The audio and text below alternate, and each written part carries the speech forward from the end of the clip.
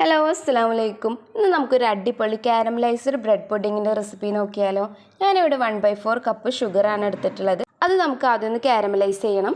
ഇതാ നന്നായി മെൽറ്റായി വരുന്നുണ്ട്. ഇപ്പോൾ ഫുള്ളായി കാരമലൈസ് ആയിട്ടുണ്ട്. നമ്മൾ ഏത് പാത്രത്തിലാണോ പുഡിങ് സെറ്റ് ചെയ്യുന്നത് ആ പാത്രത്തിലൊന്ന് ഒഴിച്ചു കൊടുത്തിട്ട് ഒന്ന് സ്പ്രെഡ് ചെയ്ത് കൊടുക്കുക. പിന്നെ നമുക്ക് ഇതിലേക്കുള്ള ബാറ്റർ ശരിയാക്കണം. അതിന് വേണ്ടി ഞാനിവിടെ ഒരു 8 പീസോളം ബ്രെഡ് എടുത്തിട്ടുണ്ട്. അത് നമുക്ക് മിക്സിയുടെ ജാറിലേക്ക് ഇട്ട് കൊടുക്കുക. പിന്നെ 2 കോഴിമുട്ട ഉടച്ച് വീഴ്ത്തി കൊടുക്കുക.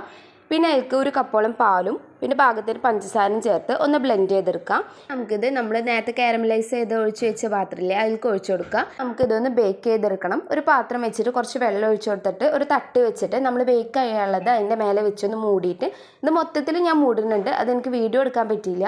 അപ്പോൾ അതാ നമ്മളുടെ ഇതൊക്കെ ബേക്കായി വന്നിട്ടുണ്ട്. ഇതൊരു പാത്രത്തിലേക്ക് മറിച്ചിട്ട് കൊടുക്കുക. അപ്പോൾ നമ്മൾ അടിപൊളിയായിട്ടുള്ള കാരമലൈസ്ഡ് ബ്രെഡ് പുഡിങ് റെഡി ആയിട്ടുണ്ട്. ഭയങ്കര സോഫ്റ്റ് ആയിട്ടുള്ളൊരു പുഡിങ്ങാണ്. അപ്പോൾ ഇതുവരെ ട്രൈ ചെയ്ത് നോക്കിയില്ല എന്നുണ്ടെങ്കിൽ എല്ലാവരും ഒന്ന് ട്രൈ ചെയ്ത് നോക്കുക. നല്ല സോഫ്റ്റ് ആയിട്ടുള്ള നല്ലൊരു അടിപൊളി പുഡിങ്ങാണ്.